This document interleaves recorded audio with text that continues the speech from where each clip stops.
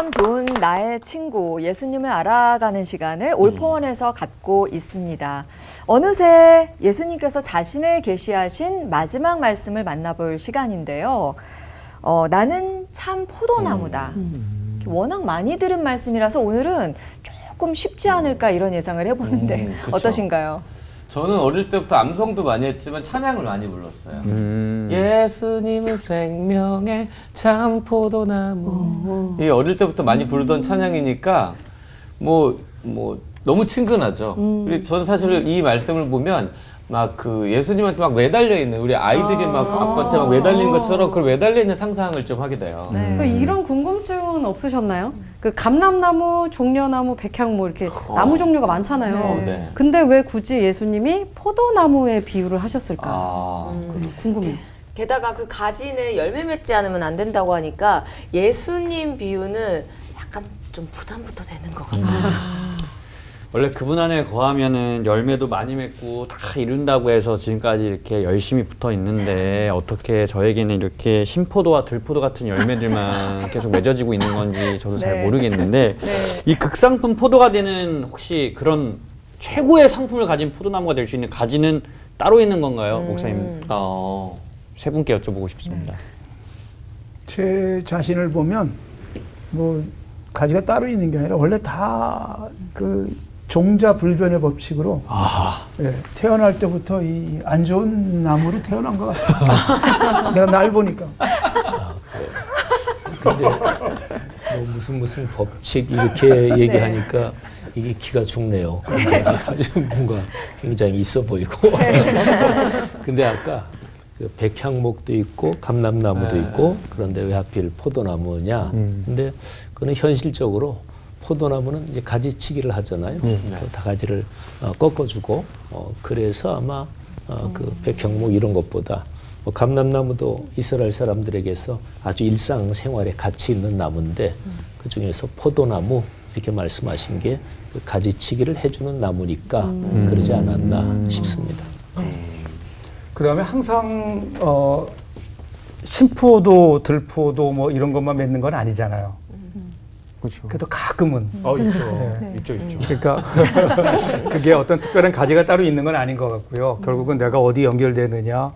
이렇게 예수님, 성령에 의해서 예수님께 나의 삶이 연결되고 그분의 말씀을 통해서 내가 무언가 영양분을 공급받을 때 그때는 좋은 어떤 성령의 열매가 맺혀지겠죠. 그런데 조금 잠깐 한눈 팔고 경건생활 게을리하면 우리도 모르는 사이 아까 우리 종자가 원래부터 그런 종자니까 그래서 다시 또 그쪽으로 가서 우리의 욕심으로 연결되니까 거기에서는 또 욕심 어떤 그 육신의 열매라 그럴까요? 그런 죄 결과적으로 죄겠죠. 그런 것 열매들이 맺혀지지 않을까. 종자 얘기하면서 왜 날 봐요? 예수님께 어떻게 붙어 있어야 할 것인가에 대한 고민이 우리에게 있는데요. 납득이 좀 잘 돼야만 믿음을 갖는 우리의 습성상 설교 말씀을 잘 들어보면서 우리의 믿음을 좀 굳건히 했으면 좋겠습니다. 예수님이 왜 붙어 있으라고 하시는지 설교를 해주실 텐데요. 김관섭 목사님께서 시작해 주시죠.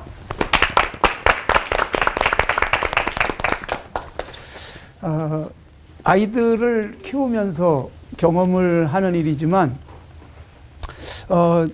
그 뭐 고등학교 학생인데 집에 안 들어오고 며칠 나가서 자는 적이 있었어요. 연락도 안 하고. 그 제가 걱정은 도대체 옷은 어떻게 입고 다닐까? 밥은 어떻게 먹고 다닐까? 이런 걱정을 했어요.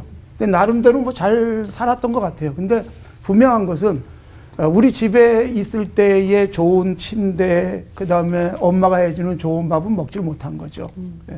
찜질방에서 겨우 자더라고요.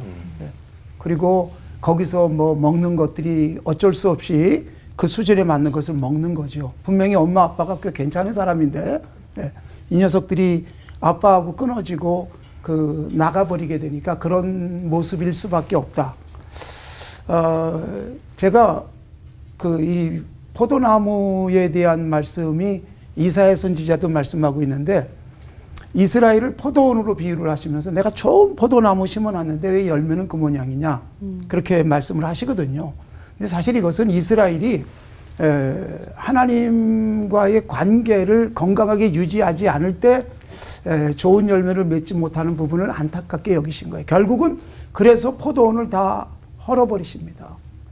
이방 나라가 와서 포도원을 다 휘집어 버리고 포도나무는 다 손상을 입고 그런 모습을 갖게 되는데, 우리 그리스도인들이 예수님이라는 포도나무에 제대로 붙어 있어야만 좋은 열매를 맺는다라고 하는 것은 예수님이 직접 비유로 말씀을 하셨듯이 우리가 누구와 관계를 잘 맺고 있는가가 중요합니다.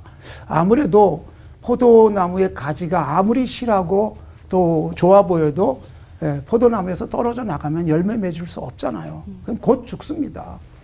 그러니까 뭐 떨어져 나가는 그 순간 그걸 집어서 누가 다시 불에 던지려고 잘라내는 게 아니라 이미 떨어져 나간 그 순간이 죽음이죠.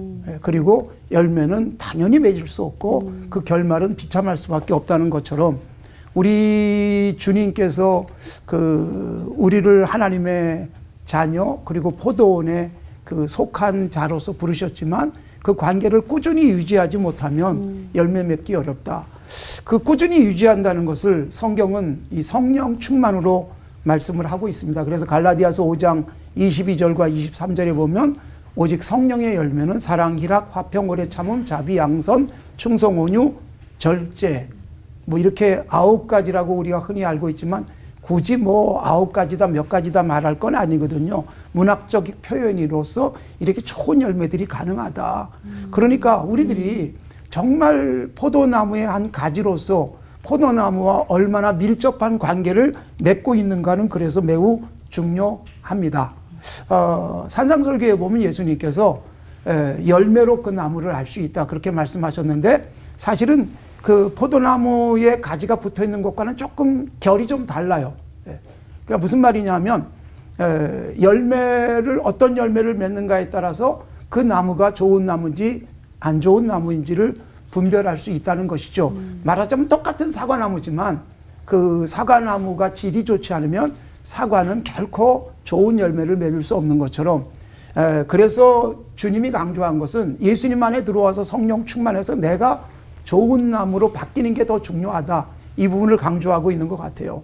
저는 어려서부터 교회 안에서 신앙생활을 쭉 하면서 사실 교회 밖을 나간다는 것은 거의 상상도 못할 정도로 살았어요. 그러나 교회 안에 있기 때문에 꼭 붙어 있다는 것은 아닐 수도 있다. 그런 경험은 참 많이 합니다. 교회 안에 있지만 교회 안에서 안 좋은 열매를, 사실 제일 심각한 그 그리스도인은 한 번도 빠지지 않고 뭐 재직회에도 꼭 참석하는데, 그런데 항상 교회 안에서 문제 일으키는 사람이 가장 심각한 사람일 수 있거든요. 그러니까 사실은 교회에 열심히 나오는 것보다 더 중요한 것은 교회 안에서 영적으로 주님과 제대로 붙어 있어가지고, 그래서 내 삶의 현장, 사실은 포도원 안에서가 아니라 바깥에 나가서 삶의 현장에서 얼마나 그리스도인 다움을 실천하는가, 사실 그걸 우리 교회 안에서 확인하기가 좀 어려워요. 그러다 보니까 우리는 1년 12달 교회에 빠지지 않고 뭐 헌금을 어떻게 하고 교회에서 얼마나 봉사하는가로 보려고 하지만, 교회 바깥에 나가서 그리스도인 다움을 얼마나 실천하고 있는가. 정말 1년에 한 번도 대화를 해보지 않았는데 나중에 보니까 정말 삶의 현장에서는 모든 사람들에게 인정받고 칭찬받는 진정한 그리스도인인 사람들이 있더라고요. 우리들이 그런 열매 맺는 좋은 나무로서 예수님께 꼭 붙어 있었으면 참 좋겠습니다. 하나님 아버지 감사합니다. 주님이 우리를 포도나무에 붙어있는 가지 되게 하기 위해서 십자가에서 죽으셨는데 자꾸 밖으로 나가려고 할 때가 얼마나 많은지요. 주님께 꼭 붙어서 좋은 열매 맺는 건강한 그리스도인들 되게 하옵소서. 아멘. 예수님의 이름으로 기도드리옵나이다. 아멘. 아멘.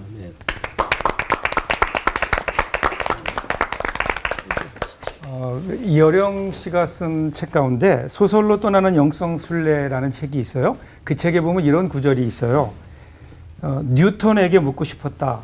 사과가 떨어지는 것을 보고 당신은 중력의 법칙을 발견하고 그것으로 우주를 설명하려고 했다.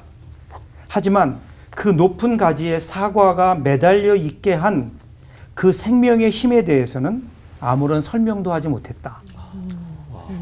의미 있는 말이죠.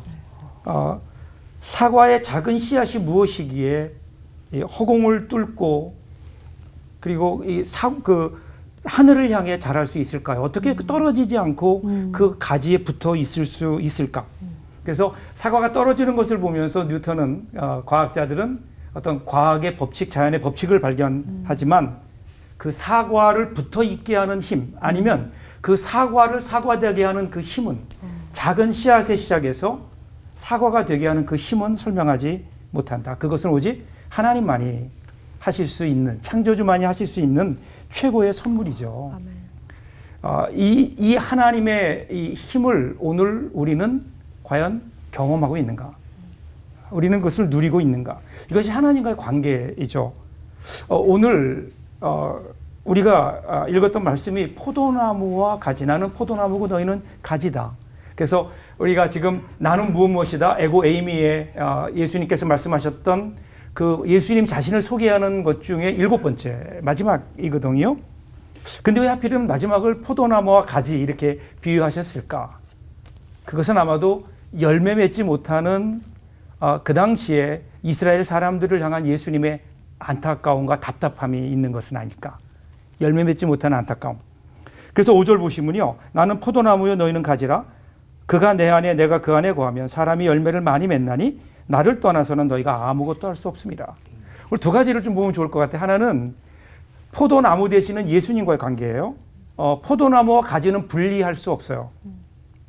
가지가 있어야 나무는 꽃을 피고 열매를 맺을 수 있죠. 그리고 이 가지는 그 나무를 떠나서는 아무것도 할 수 없어요. 그래서 이 포도나무와 가지의 관계를 얘기하면서 거하다라는 말을 계속해서 반복해서 쓰거든요.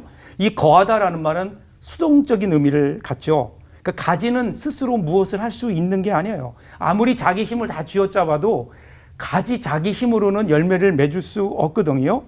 결국은 예수님이 포도나무고 우리가 가지라는 얘기는 우리 스스로 열매를 맺을 수 없다는 겁니다. 그래서 시편 1편을 보시면 그는 시냇가에 심은 나무가 철을 따라 열매를 맺으며 그 잎사귀가 마르지 아니한 같으니 그가 하는 모든 일이 다 형통하리로다. 중요한 건 어디에 있느냐라는 거예요. 어디에 있느냐. 이 나무가 만일에 메마른 사막의 한 복판에 있었더라면 그 나무는 말라 죽을 거예요. 그런데 물가에 심겼기 때문에 거기에 잎이 무성해지고 그리고 열매를 맺는 거거든요. 그래서 신앙이라는 것은 내가 어디 있느냐예요. 내가 어떤 자리에 있느냐라는 게 중요하죠. 어떻게든 죄의 자리에 있지 않고 우리가 은혜의 자리에 있어야 되는 하나님 편에 서는. 그래서 오늘 우리가 예배가 중요한 게 뭘까요? 예배가 바로 하나님이 은혜를 주시는 은혜의 자리이기 때문에 우리가 예배 자리를 귀하게 생각하는 거죠. 물론 우리는 사실 포도 나무의 가지가 아니기 때문에 저절로 가만히 있으면 우리가 예수님 안에 거하게 되는 건 아니에요. 노력해야 돼요. 그 노력은 뭐냐면요. 내가 열매를 맺으려는 노력이 아니라 예수님께 붙어 있으려고 하는 노력이에요. 그래서 우리가 예배가 필요하고 기도와 말씀을 통해서 우리 주님과의 관계가 분명하게 연결이 돼야 되겠죠. 그래서 그것을 통해서 우리에게 주시는 하나님의 은혜, 그 은혜가 우리 가운데 흐를 때에 우리에게 열매는 자동적으로 맺혀지는. 이 첫 번째 주님과의 관계에서는 그러기에 우리는 예수님과 붙어 있기 위해서 우리는 그 주님과의 관계를 항상 살펴야 된다라는 거죠. 또 하나 열매를 맺으려면 또 하나 문제는요. 이제는 농부 되시는 하나님과의 관계예요. 7절을 보시면 사람이 내 안에 거하지 아니하면 가지처럼 밖에 버려져 마르나니 사람들이 그것을 모아다가 불에 던져 사르느니라. 열매를 맺기 위해서 해야 되는 일이 또 하나 있어요. 그건 뭐냐면요. 포도원 농부가 가지치기를 한다고요. 가지치기. 가지치기 하는 것은 가지를 미워해서 그런 게 아니에요. 열매를 맺기 위해서 필요 없는 것들을 사정없이 자르시는 거예요. 오늘 하나님도 우리에게 그런 일들을 하시지 않을까요? 우리가 열매 맺기 위해서 그래서 우리의 욕심, 어떤 나의 개인적인 의, 시기, 복수심 뭐 이러한 어떤 우리 가운데 성령의 열매를 맺지 못하는 것들 그런 것들을 잘라버리는 그러한 그 죄의 열매를 맺는 것들을 잘라버리는 하나님의 손길이 분명히 있죠. 이 하나님의 가지치기. 나를 사랑하시고 내가 좋은 열을 맺기 위해서 하나님께서 오늘도 우리에게 가지치기를 하시죠. 그 하나님의 가지치기를 사랑의 손길로 받아들이고 그 앞에 순종할 때 그때 어떤 일이 일어나나요? 너희가 내 안에 거하고 내 말이 너희 안에 거하면 무엇이든지 원하는 대로 구하라. 그리하면 이루리라. 여기서 이제 열매가 맺혀지게 되는 거죠. 그것을 통해서 전제 조건이 있어요. 너희가 내 안에 머물러 있고 내 말이 너희 안에 머물러 있으면, 그러면 정말로 우리가 구하는 것은 다 이루어진다고요. 여러분들 안 믿으시는 것 같은데 진짜로 그래요. 그 이유는 뭐냐면요. 그렇게 될 때 내가 하나님 편이 돼요. 하나님의 마음이 우리의 마음이 되지 않을까요? 그때 우리가 구할 때 하나님은 우리가 기도하는 모든 기도에 응답해 주시고 우리의 삶에는 주님이 원하시는 열매가 맺혀지는 풍성한 삶을 살 수 있고, 그때 비로소 우리는 우리 주님이 포도나무여 나는 주님의 가지입니다 라고 고백할 수 있지 않을까요? 오늘 이 은혜가 여러분과 함께 하시길 바랍니다. 사랑의 하나님 고맙습니다. 우리 예수님 포도나무에 우리는 가지라고 했는데 우리는 우리 스스로 무언가를 하려고 하다가 항상 좌절하고 절망합니다. 이제 우리 주님께서 우리에게 주시는 그 은혜를 우리들 마음속에 가지고, 또 하나님께서 우리의 부족한 것들, 우리의 죄됨을 가지치기 하실 때에 그것을 사랑으로 받아들이며 날마다 우리 주님과 함께 좋은 열매를 맺으며 살아가는 저희들 되게 하여 주시옵소서. 예수님 이름으로 기도합니다. 아멘. 아멘.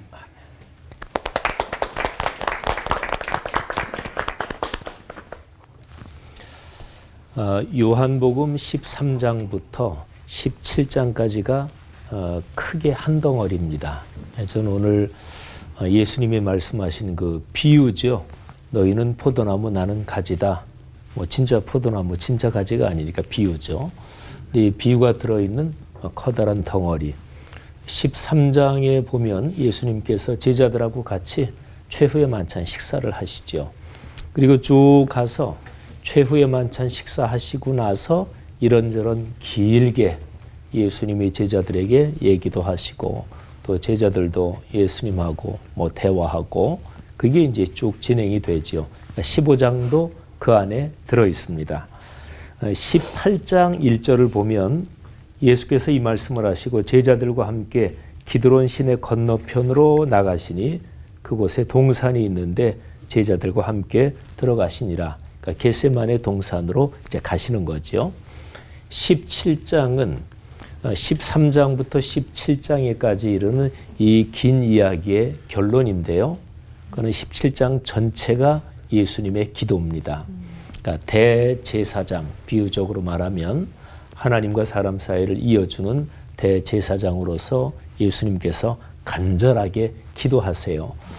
근데 예수님이 누구를 위해서 기도하시는가? 그거는 뭐 지금 같이 최후의 만찬 식사하는 제자들, 또 제자들 외에도 12제자 외에 좀 더 가치 있는 그 사람들을 위해서 기도하시는 게 1차적이고, 그 다음에는 이후에 출현할 교회 공동체를 위해서 아주 간절히 기도하십니다. 그런데 이제 13장부터 17장 이 전체에서 아주 중요한 두 가지 단어가 있습니다. 첫째가 사랑, 그리고 두 번째가 말씀. 말씀은 뭐 계명 뭐 이렇게도 표현할 수 있고요. 하여튼 사랑 그리고 말씀. 예수님께서 내가 너희에게 새 계명을 준다. 그 당시 유대인들은 구약 성경에 기록된 하나님이 주신 계명들을 하나하나 다 세면 613가지라고 봤어요. 근데 예수님께서 새 계명 준다. 그러면서 딱 한 가지를 말씀하세요. 너무 편하고 좋죠. 그게 바로 요한복음 13장 34절 35절에 기록되어 있습니다. 새 계명을 너희에게 주노니 서로 사랑하라. 내가 너희를 사랑한 것 같이 너희도 서로 사랑하라. 너희가 서로 사랑하면 이로써 모든 사람이 너희가 내 제자인 줄 알리라. 자, 이 사랑, 뭐 십자가 사건을 설명하는 가장 중요한 단어 한 가지를 선택해라. 그런다면 사랑이라고 얘기할 수 있겠죠. 아니면 우리 기독교 신앙을 딱 한 구절을 가지고 기독교 신앙을 다 설명할 수 있는 구절, 우리가 많이 아는 대로 요한복음 3장 16절, 그것도 역시 중심이 사랑이잖아요. 자, 사랑은 십자가의 사랑, 그러니까 하나님께서 십자가에서 인류를 사랑하신 바로 하나님의 그 사랑을 말해요. 그러면서 내가 너희를 그렇게 사랑한 것처럼 너희도 서로 사랑해라. 사람의 힘으로 될 수 있는 게 아니죠. 하나님께서 예수 그리스도의 십자가를 통해서 십자가 사건에서 인류를 사랑하신 그것처럼 우리가 어떻게 사랑할 수 있겠어요? 근데 그거는 하나님의 성령이 우리에게 임재하셔야 가능한 일이죠. 근데 아무튼 근데 이 사랑이란 단어하고 뗄 수 없이 연결된 단어가 계명, 다른 말로 말씀입니다. 예수님께서 서로 사랑하라, 이게 새 계명이다, 딱 한 가지다 이렇게 말씀해 주시고 나서 너희가 나를 사랑하면 내 계명, 내가 너희에게 전한 그 말씀을 지킬 것이다. 그건 당연하죠. 우리 교회에 5살 정도 되는 아이가 제가 사는 아파트 3층 밑에 살아요. 저는 6층에 살고 그 아이는 이제 3층에 사는데 작년일 거예요. 언제 이제 만났어요. 만나가지고 이제 아이고 이쁘다 그러는데 무섭게 얘기를 뭐 엘리베이터에서 만났으니까 지 아빠하고 뭐 잠깐 뭐 이렇게 했는데 얘기가 진행되다가 무슨 그 아이가 좋아하는 게 나왔어요. 그런데 포크레인인가 뭔가 그걸 좋아한대. 그러면서 저보고 목사님 포크레인 사주세요. 그러는 거예요. 그래가지고 그래 목사님이 사줄게. 저는 어린아이들하고 한 얘기를 절대로 잊어버리지 않고 꼭 지킨다. 이게 이제 굉장히 저한테 강합니다. 어린아이한테 목사님이 어떤 걸 해줬다. 그러면 그게 평생 기억에 남을 수 있고 근데 목사님이 약속하고 안 지켰다. 그러면 어린아이한테 그게 평생의 상처가 될 수 있어요. 목사님 약속 안 지켰다. 그래서 저는 아이들한테 무슨 약속을 하거나 얘기를 하면 절대로 잊어먹지 않고 지키거든요. 제가 나중에 이제 포크레인 뭐 이만한 거 하나 사서 제가 줬어요. 여러분 어떤 사람을 사랑한다. 그러면 사랑한다는 것을 어떻게 알 수 있느냐? 내가 사랑하는 그 사람의 하는 얘기를 귀 기울여 듣고 그 사람 얘기를 잊어버리지 않고 그 사람이 하는 얘기를 내가 최선을 다해서 이루어주기 위해서 노력하는 거. 이게 사랑의 표시지요. 할아버지 할머니는 손자 손녀들이 한 얘기를 잊어버리지 않습니다. 그리고 사랑하는 연인들은 상대방이 한 얘기를 절대로 잊어먹지 않습니다. 달 따달라 그러면 달도 따주고 어쨌든 그러니까 일반적인 사람의 경험에서도 사랑해? 그러면 그 사람의 말을 중요하게 여기고 말을 듣는 거예요. 근데 요한복음 13장에서 17장까지가 바로 그런 문맥으로 연결돼 있어요. 특히 17장 예수님이 교회를 말씀하시면서 교회는 절대로 세상 속에 동떨어진 섬이 아니다. 교회는 개토가 아니다. 세상 한가운데서 진리의 말씀으로 세상을 변화시키고 변혁시키는 존재가 바로 교회다. 그리스도인이다. 이 말씀을 하시거든요. 근데 그거는 하나님의 진리의 말씀이 강하게 작동되려면 사람의 힘으로 안 돼요. 하나님의 신이 임재해야 돼요. 그러니까 성령께서 역사하셔서 하나님의 사랑을 깨닫고 내가 하나님을 사랑하게 되면 그러면 하나님의 말씀을 하나님의 말씀 내가 따라야지 순종해야지 그러니까 말씀이 작동하는 거죠. 자, 요한복음 15장 포도나무의 얘기는 그건 비유입니다. 그러니까 포도나무에 붙어있는 가지가 되고 그래서 열매를 맺는다. 그거는 비유니까 실제적으로 뭘 말하느냐? 66권 유일하고 완결된 하나님의 계시의 말씀 66권 그 하나님의 말씀을 잘 귀담아 듣고 그렇게 사는 거예요. 더 구체적으로 하여튼 성경 책을 머리에 떠올리면 좋겠어요. 그러니까 성경에 나오는 비유는 언제나 아주 실제적으로 구체적으로 손에 잡히고 눈에 보이는 것까지 계속해서 추적해가지고 생각을 하고 묵상을 해야 돼요. 내가 포도나무고 너희는 가지다. 그거는 예수님이 성경 펴라. 성경 읽어야 된다. 묵상해야 된다. 그리고 공예배 때 선포되는 말씀 사모하는 마음으로 듣고 그 말씀대로 살아야 된다. 이 얘기인 거죠.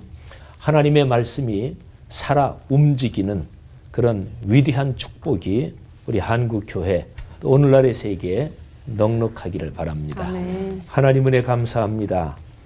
포도나무이신 그것도 참 포도나무이신 예수 그리스도 안에 우리가 있으니 감사합니다. 말씀을 읽고 묵상하면서 공예배에서 선포되는 말씀을 사모하는 마음으로 듣고 묵상하면서 그 말씀이 우리의 삶이 되게 하옵소서. 예수님 이름으로 기도 올립니다. 아멘.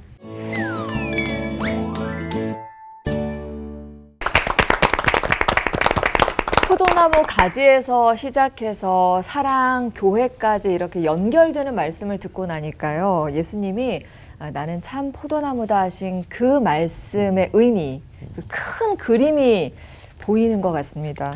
어떻게 들으셨어요, 선교사님? 근데 한마디로 딱 그거잖아요. 서로 사랑하세요. 사실 이게 이 말씀을 딱 하신 건데 예수님의 이 세 계명이 정말 너무너무 저는 이 마음에 와닿는 거예요.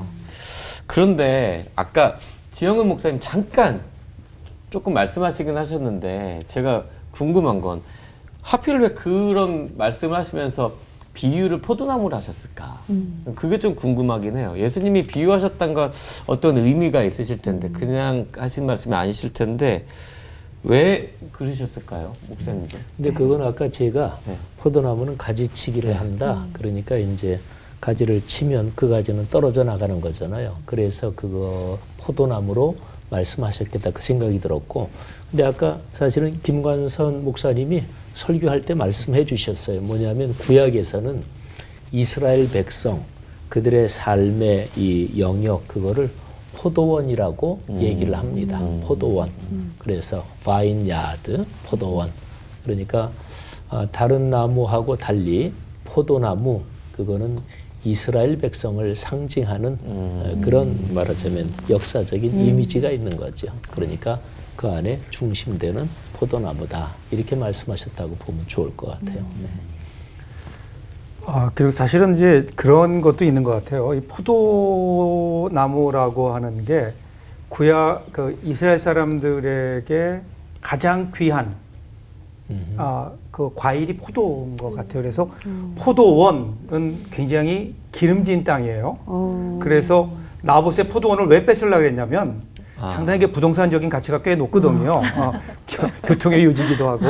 그러니까 이 포도원이라고 하는 곳은 이스라엘이 척박한 땅인데 거기서 가장 기름진 곳에 포도를 심어요. 그러니까 포도가 상당히 까다로운 것 같아요. 열매 맺기가. 가지도 쳐줘야 되고 또 지금은 우리가 사실은 포도나무의 가지를 이렇게 뭐 덩쿨로 이렇게 위에다 이렇게 연결시키잖아요. 만들어주잖아요. 옛날에 그냥 땅에다가 하기도 하고 했는데 그만큼 그게 아마 까다롭고 그냥 놔두면 또 이상하게 되고 그러니까 계속 손이 가는 그러한 존재로서 오히려 그 포도나무를 예수님께서 비유하신 게 아닐까 그런 생각이 들어요. 네.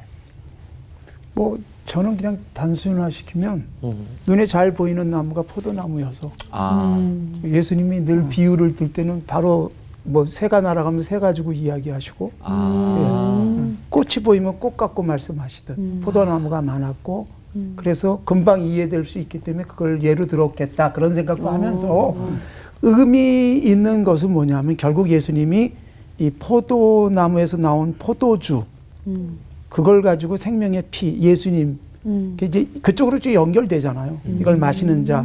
예. 그래서 그렇게 일부러 이렇게 쓰시지 않으셨을까? 김관선 목사님 말씀하신 대로 예수님이 포도주 이제 최후에 만찬하시면서 이거는 너희를 위해서 흘리는 내 피다.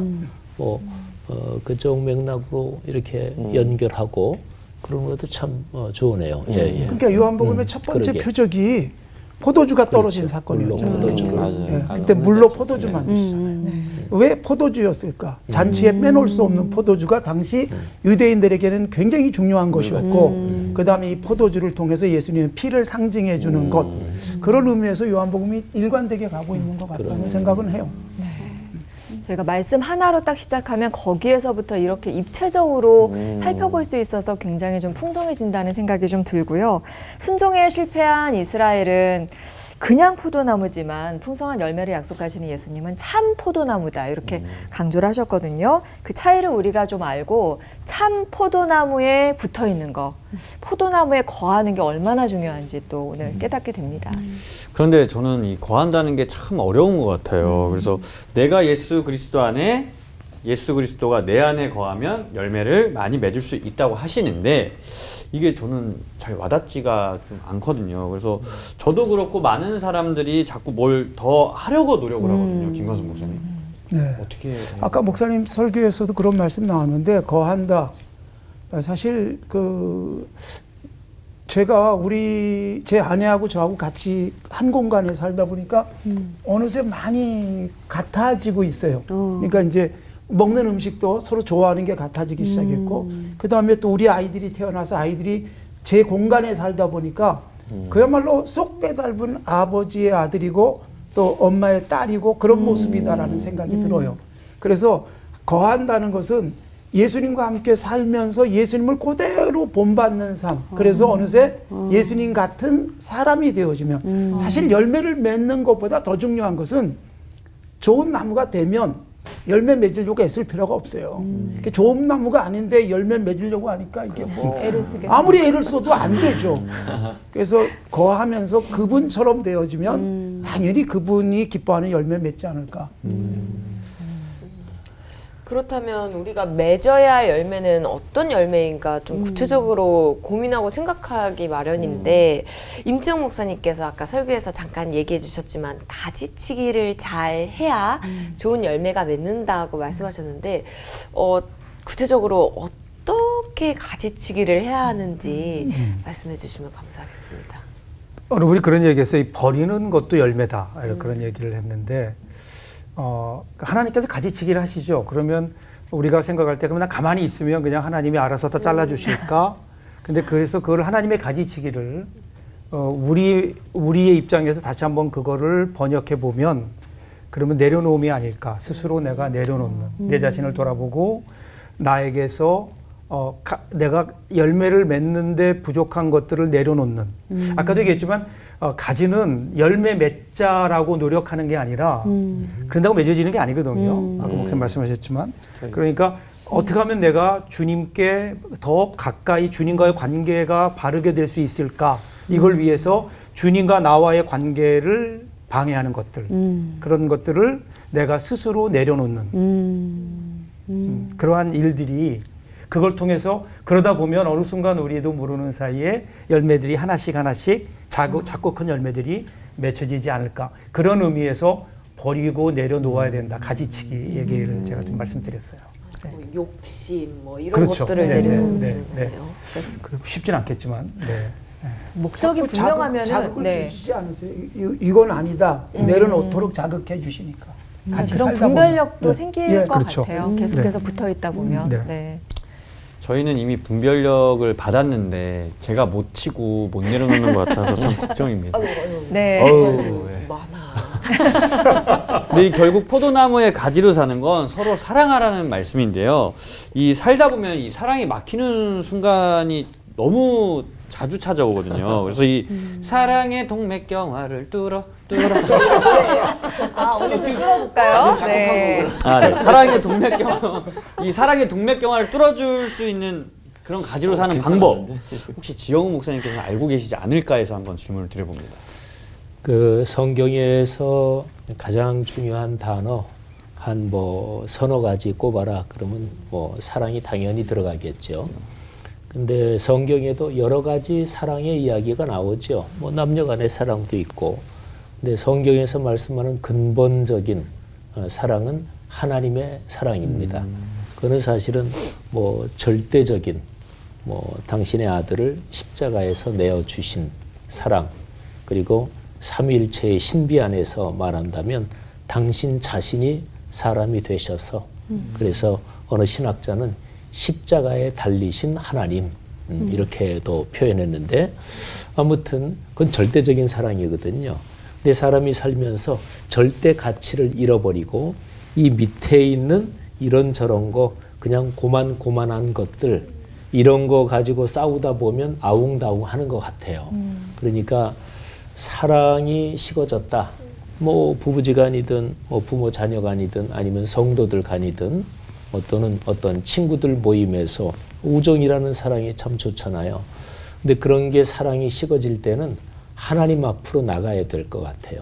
그래서 예수 그리스도의 십자가에서 나를 사랑하신 그 하나님의 사랑, 그거를 다시 한번 묵상하면, 야, 내가 이렇게 큰 사랑을 받았는데 또 값없이 주라 그랬는데 내가 사랑해야지 이러는 거지요. 그러니까 어떤 관계든지 그 식어진 그 관계의 사랑을 보지 말고 근원적인 사랑으로 다시 눈을 돌리는 거죠.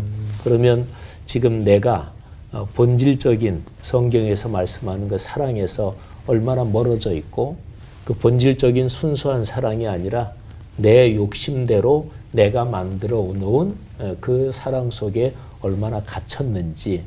그러니까 결국에는 늘 주님을 만나는 게 그리스도인 삶의 핵심인 것 같아요. 다시 한번 주님 앞에 나가고 주님을 만나고, 그게 이제 주일 공예배를 비롯한 여러 가지 주님을 만나는 신앙적인 장치들이지요. 구약 성경으로 말하면 안식일을 비롯해서 1년에 3번의 절기, 그리고 7번째 달 10일에 있는 대속죄일, 그리고 7년마다 돌아오는 안식년, 그리고 50년마다 돌아오는 희년, 이게 이제 다 하나님을 만나는 거거든요.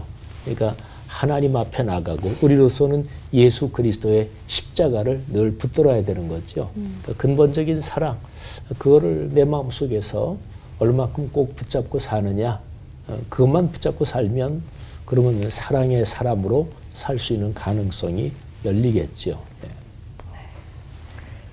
내가 사랑하려고 하니까 어려운 것 같아요.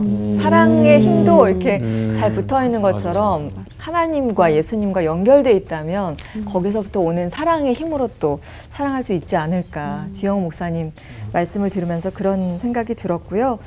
제대로 붙어 있기만 한다면 열매 맺는 섭리는 가르쳐 주신 대로 되지 않을까 오늘 생각하게 됐습니다.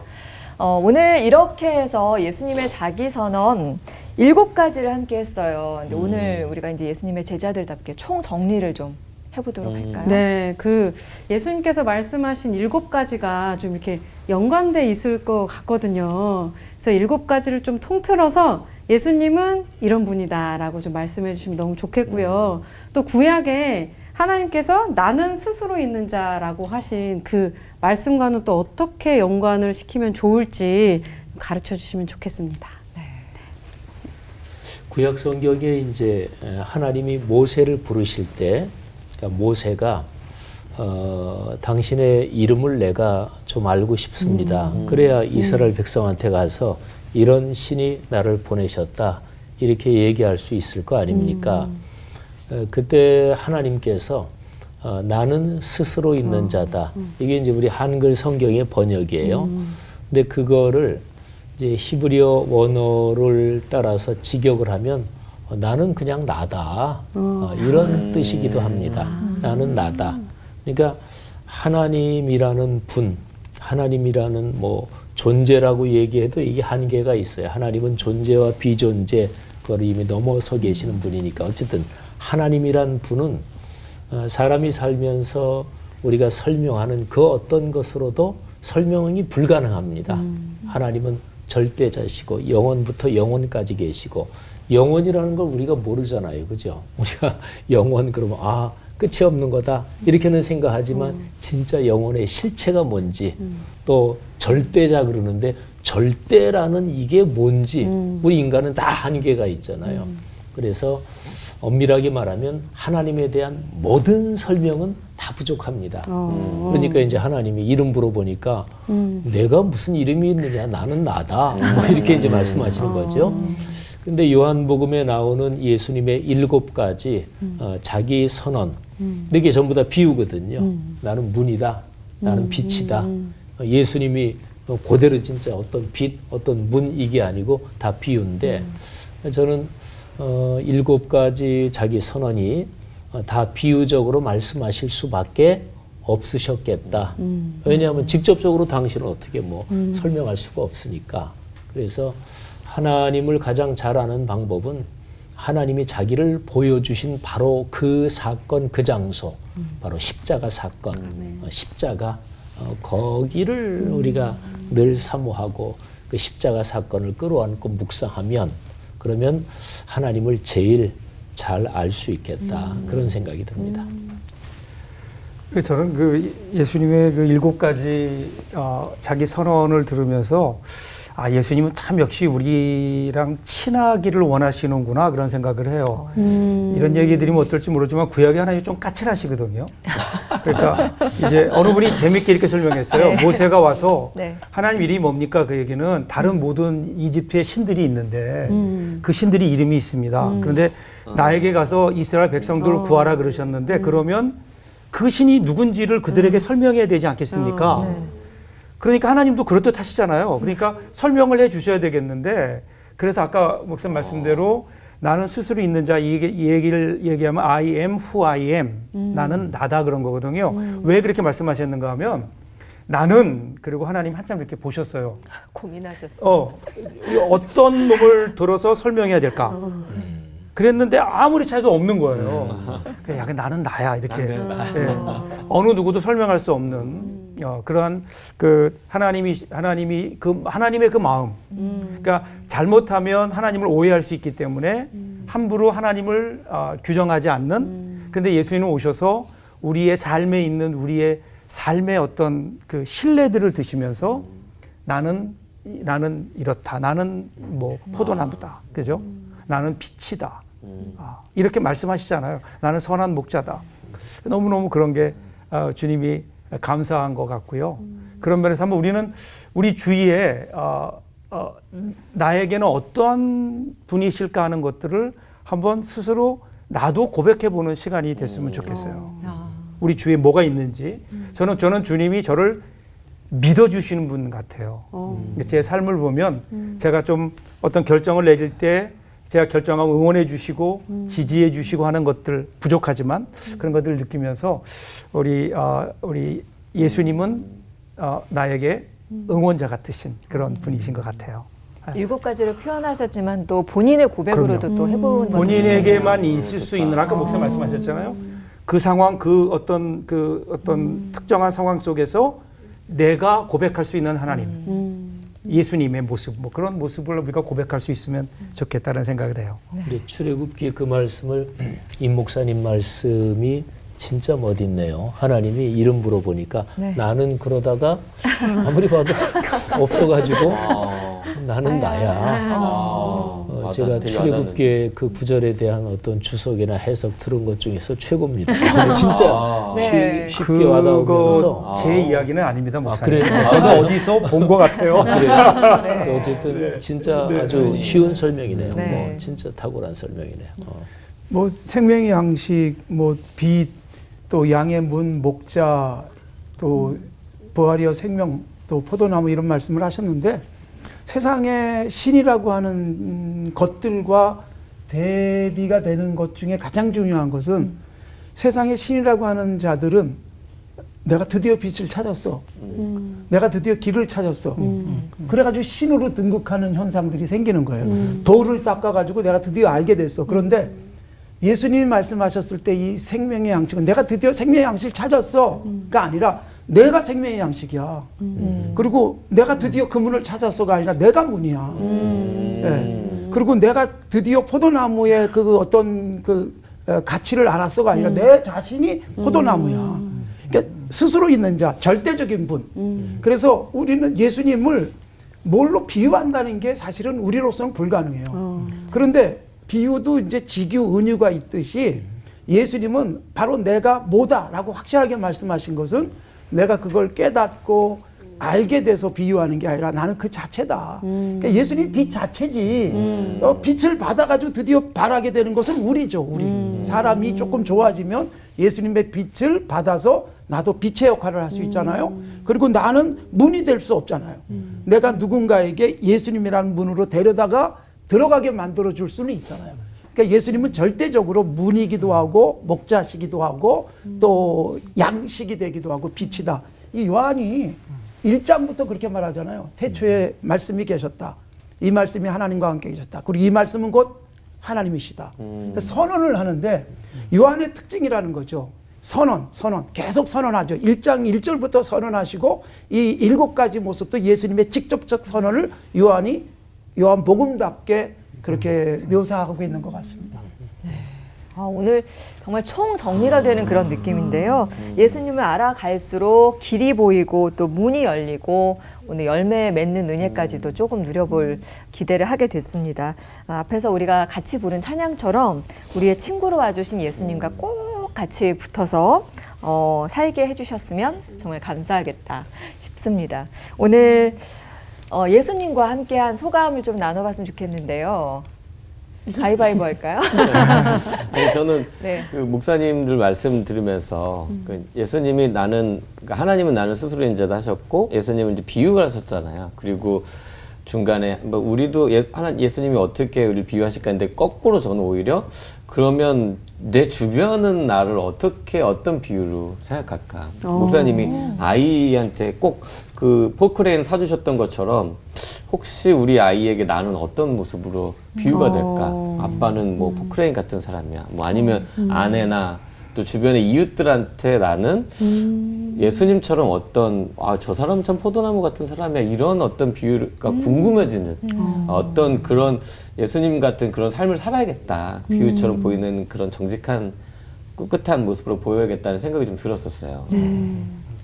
네, 저는 예수님이 그러니까 신이신데 그 신이신 하나님 예수님이 한낱 인간인 우리에게 자신을 저희들이 알아듣기 쉽게 막 설명해 주시는 것 자체가 너무 막 은혜인 거예요. 감동이죠. 네, 너무 감동. 아이 눈높이에 맞춰서 이렇게 그렇죠. 앉아서 그러니까요. 얘기해 주신 네. 것처럼. 그냥 그저 너무 감사하네요. 네. 하나님은 까칠하셨는데 네. 하나님은 예수님은 다 설명해 주시는 거예요. 네. 눈높이. 네. 그러니까 눈높이로. 맞아. 창호 씨도 한마디 나눠주시면 저희가. 저는 이 가지라는 게 이게 또 이제 인간관계에 좀 엮여 있는 게 아닌가. 그래서 열매 맺는 게 또 이제 어떻게 보면 사람으로 인해서 열매 맺는 게 아닌가 해서 제 주변에 쓰잘데기 없는 그런 관계들을 다 가지치기 해야겠다. 생각을. 그래서 이제 동맥경화는 좀 뚫린 것 같아요. 그 얘기 사랑의 동맥경 아까 뚫어 노래 너무 좋았어요. 네. 네. 마주 씨도 한마디.